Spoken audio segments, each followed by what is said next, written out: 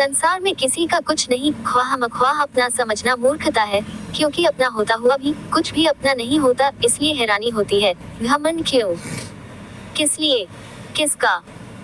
कुछ रुपये दान करने वाला यदि यह कहे कि उसने ऐसा किया है, तो उससे बड़ा मूर्ख और कोई नहीं। और ऐसे भी हैं जो हर महीने लाखों का दान करने हैं, लेकिन उसका जिक्र तक नहीं करते, न करने देते हैं। वास्तव में जरूरतमंद और पीड़ित की सहायता ही दान है, पुण्य है। ऐसे व्यक्ति पर सरस्वती की सदा कृपा होती है।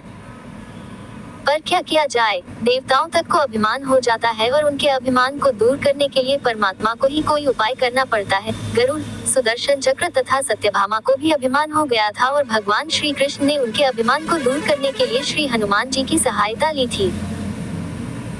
श्री कृष्ण ने अपनी पत्नी सत्यभामा को स्वर्ग से पारिजात लाकर दिया था और वह इसलिए अपने आप को श्री कृष्ण की अत्यंत प्रिया और अति सुंदरी मानने लगी थी। सुदर्शन चक्र को यह अभिमान हो गया था कि उसने इंद्र के वज्र को निष्क्रिय किया था, वह लोकालोक के अंधकार को दूर कर सकता है। भगवान श्री कृष्ण अत्यंत उसकी ही सहायता लेते हैं। गरुड़ भगवान कृष्ण का वाहन था। वह समझता था, भगवान मेरे बिना कहीं जा ही नहीं सकते, इसलिए कि मेरी गति का कोई मुकाबला नहीं कर सकता। भगवान अपने भक्तों का सदा कल्याण करते हैं, इसलिए उन्होंने हनुमान जी का स्मरण किया। तत्काल हनुमान जी द्वारिका आ गए। जान गए कि श्री कृष्ण ने क्यों बुलाया है। श्री कृष्ण और श्री राम दोनों एक ही हैं, वह ये भी जानते थे, इसलिए सीधे राज दरबार नहीं गए। कुछ कौतुक करने के लिए उद्यान में चले गए। वृक्षों पर लगे फल तोड़ने लगे, कुछ खाए, कुछ फेंक दिए। वृक्षों को उखाड़ फेंका, कुछ तो तोड़ डाला। बाग वीरान बना दिया। फल तोड़ना और फेंक देना हनुमान जी का मकसद नहीं था, वह तो श्री कृष्ण के संकेत से कौतुक कर रहे थे।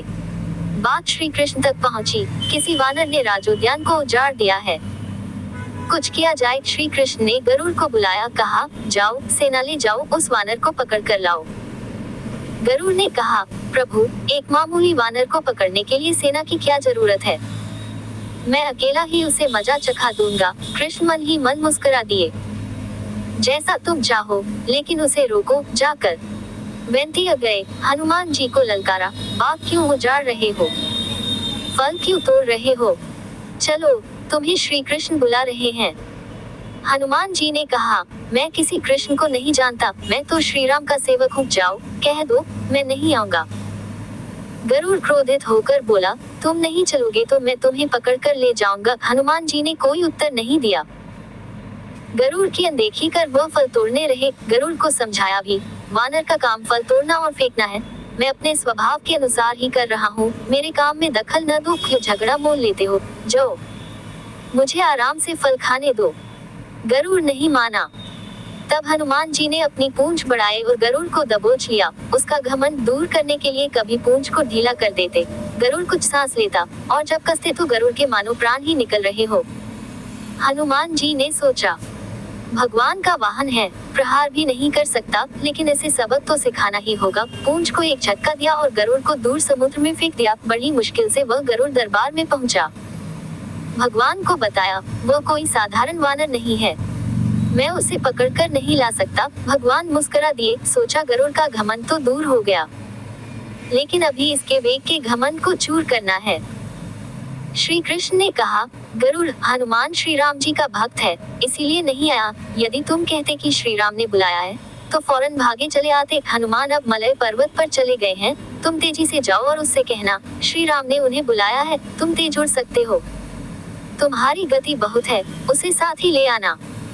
गरुड़ वेग से उड़े, मलय पर्वत पर पहुंचे। हनुमान जी से क्षमा मांगी, कहा भी, श्री राम ने आपको याद किया है, अभी आओ मेरे साथ, मैं तुम्हें अपनी पीठ पर बिठाकर मिनटों में द्वारिका ले जाऊंगा। तुम खुद चलोगी तो देर हो जाएगी, मेरी गति बहुत तेज है, तुम मुकाबला नहीं कर सकते। हनुमान जी मुस्कुराए, भगवान की लीला समझ गए। कहा, तुम जाओ, मैं तुम्हारे पीछे ही आ रहा हूँ। द्वारिका में श्री कृष्ण राम रूप धारण कर सत्यभामा को सीता बना सिंहासन पर बैठ गए। सुदर्शन चक्र को आदेश दिया, द्वार पर रहना, कोई बिना आज्ञा अंदर न आने पाए। श्री कृष्ण समझते थे कि श्री राम का संदेश सुनकर तो हनुमान जी एक पल भी रुक नहीं सकते, अभी आते ही होंगे। गरुड़ को तो हनुमान जी ने विदा कर दिया और स्वयं उससे भी तीव्र गति से उड़कर गरुड़ से पहले ही द्वारका पहुंच गए। दरबार के द्वार पर सुदर्शन ने उन्हें रोककर कहा, बिना आज्ञा अंदर जाने की मनाही है, जब श्री राम बुला रहे हों तो हनुमान जी विलंब सहन नहीं कर सकते। सुदर्शन को पकड़ा और मुंह में दबा लिया। अंदर गए। सिंहासन पर श्री राम और सीता जी बैठे थे। हनुमान जी समझ गए। श्री राम को प्रणाम किया और कहा, प्रभु आने में देर तो नहीं हुई।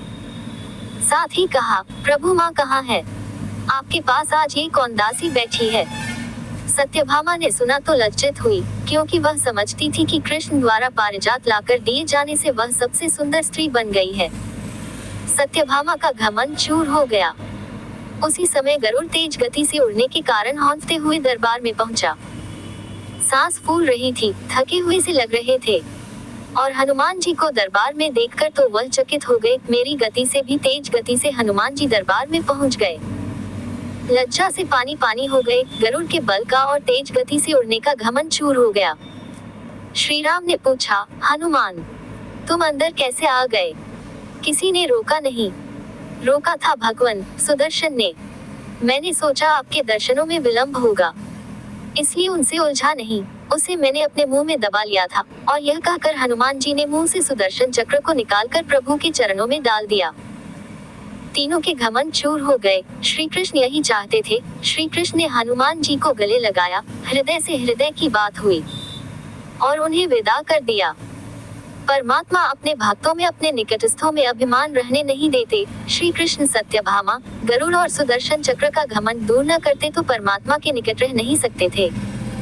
और परमात्मा के निकट रह ही वह सकता है जो मैं और मेरी से रहित है। श्री राम से जुड़े व्यक्ति में कभी अभिमान हो ही नहीं सकता। न श्री राम में अभिमान था, न उनके भक्त हनुमान में। न श्री राम ने कहा कि मैंने किया है और न हनुमान जी ने ही कहा कि मैंने किया है। इसलिए दोनों एक हो गए। न अलग थे, न अलग रहे।